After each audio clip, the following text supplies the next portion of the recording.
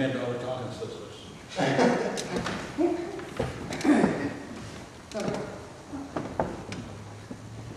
I'm Jerry Parker. My church, the Unitarians, not this one. I mean, I'm not in this one, but we have a national office. It's called United Nations office. It's right across the street from the headquarters of the UN. And I'm like wildly interested and involved with that office as an envoy in my own congregation. That, by way of saying, by way of asking, can anybody repeat, or at least the gist of one of the Universal Declaration of Human Rights? It has to do with a job and using talents. It's a very strong statement that it would be very nice if the Chinese laborers at such low wages, making our capitalists incredibly wealthy, it would be very nice for us to kind of foster that universal, as Dr. Campbell said, right, the right to work. It doesn't go that far, but it still has a right to work. Anyway, I'm sorry I can't recite it myself. My other question is, just are people aware of what's happened to wealth and income in our country when you compare the top 1% of the wealthy with the rest of the workers all the way around? We're talking unemployment. It has skyrocketed in the last 30 years. It's amazing. It's like 400 people of the top 1%, the wealthiest, have as much wealth as something like, it's like millions. Again, I don't know the exact figure. I want to say 165 million people make do on what the top 1% do. There's a lot of stuff coming down along these lines. Joseph Stiglitz, the economist, has done work and presents things that I'm just familiar with. I'm just curious if people see that as a campaign, as they do with the prison, the criminal justice system. So that's what the federal government has, with all the other kinds of barriers in us and out us and all that, because that's true. The federal government is somebody had said it's the executive committee of the whole capitalist class. But nevertheless, we are in a democratic republic. That's the other side of the contradiction. They don't want to have an oligarchy. They don't want to have an out old-fashioned shooting down the street fascism.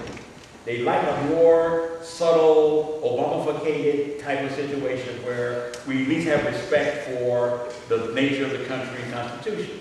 The 16th Amendment to the Constitution is the default position to handle that situation. Anybody heard of the 16th Amendment to the United States Constitution? It's the one that introduced the income tax. There it is. They're not supposed to have that kind of money. It's unconstitutional. But you know what the Constitution is? It's a piece of paper that's 9 guys, or 8 guys, or 9 women, and 2 guys, and 10 and blacks sit around and say, okay, this is what it really means. So the 16th Amendment theoretically is supposed to have balanced out the equation so you would never have that kind of inequality of wealth.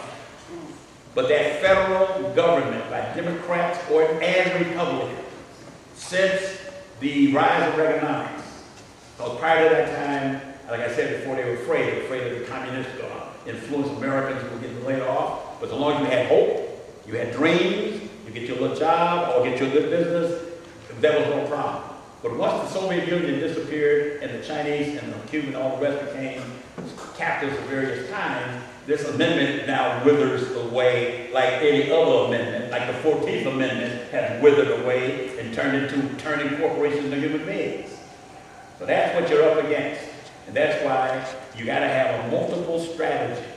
Whether you're going to try and form your own little company, whether you're forming these unemployment councils, but I think the whole key is educating the average American worker and his international connections, not to see the people coming from Mexico as enemies, but as friends for a common struggle. Not to be trapped into the anti-immigration nonsense. These are workers searching for work. When coming up here, we wasn't sucking out their own economic life down there. But that federal government is the state power which mediates this misery, which does not yet affect us because we're drinking water, we can eat food, but don't worry, it could end up right now that we could be like this guy here. It ain't impossible.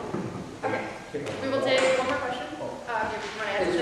On the whole capitalism aspect, I just wanted to clarify what we do as a company, and it has a lot to do with what you said about the wealthy 1%. The wealthy 1% are given the education needed to learn what to do with their money. You talk to the wealthy 1%, they don't have dump loads of debts. We've been sucked into that whole, he's got the new gym shoes, I need those gym shoes. He's got the new Mercedes, I need that Mercedes. We opened our office and I don't know if you guys are familiar with the 10th Ward, but it's southeast side of Chicago. Steel working was the boom over there, and then they shut down all the steel mills and these people had to go look for other work. What we do is we educate them on what they need to do. The wealthy 1% have investment advisors. They have investment advisors that won't come down to middle income America and teach us what to do with their money because of the simple fact that we, in their eyes, don't have enough money for them to waste their time on. Now, we've been in areas, and our neighborhood is predominantly Hispanic and African American. And there are good, hard-working people out there that just don't know what to do. They throw their hands up and they stuff it in the banks or the insurance companies who are wrongly teaching them so they can capitalize and suck the money out of them. And what we do as a company is we go out there and we educate these people so they know that they are not being taken advantage of, or at least know how their stuff works so they can't be taken advantage of financially again. That's why we're so passionate about the whole capitalism, as far as, because if you have capitalism and you work for good, it's a great thing. If you use capitalism and do it for bad, it's an evil thing. So in my eyes, we keep up the good fight, and as long as we educate and make awareness for people to get better, whether it's in their financial lives or career lives or entrepreneurial lives, I think it's an awesome thing, and I think the more people like us that come together and discuss these issues, we'll be able to touch more people out in the public. Hi, my name is Sherry Allen Reeves, and I also work at the Renaissance Collaborative in Washington. And I guess part of my comment and then question, it has to relate to the last, I guess, call to action, what do we do now?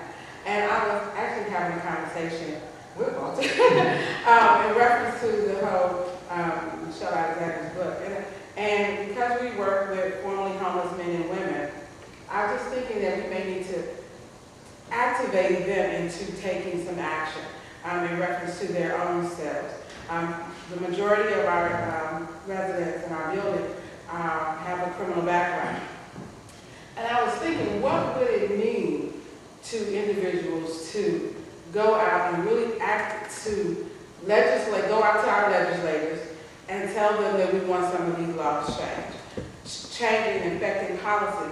And I guess my question to you all is that, how do we change the mindset of formerly incarcerated individuals so that they realize that they do have a voice and they do have a power? Because so much of their power seems to have been taken away, and so that they now just they can't get a job, they can't hardly get housing because they're not allowed in public housing. In some states they don't have the right to vote or can't even get food stamps. So how do we activate them and change their mindset so that they know that they do have the power and their voice can matter? Because I think that's the hardest struggles I have, even with our residents, just to change the dynamics from them moving from homelessness to self-sufficiency. So how do we, can you help me figure that out?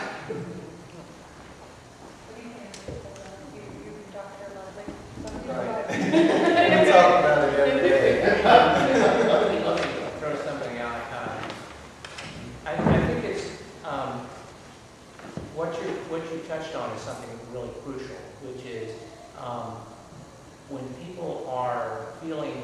powerless, demoralized, and defeated. Even though objectively, I mean, let's face it, the people in the lower 80% of earning power in the United States, objectively speaking, do everything, create everything, make the buses run, take care of the sick, teach the children. And so objectively, if we were all organized and acting as one, we could do whatever we wanted to. We tell that measly 1%, no, give me that money back. But that is not the case. Psychologically, we're in a very dependent ability state. A very good friend of mine who passed away a couple of years ago, the former director of the Chicago Coalition for the Homeless, you might have known him, Roger Donahue. And I was always impressed by the way he could be very creative in energizing the homeless people that he worked with. He was never, the coalition was never a place to just like arrange handouts and places to sleep. It was a place to organize people politically and in their development as actors in the state. And one of the actions that he took one time, I was reminded of by Finley Campbell's description of the working. This was at the time that Mayor Daley was investing a couple $1 million sprucing up his office because the Democratic National Convention was going to be taking place in Chicago. And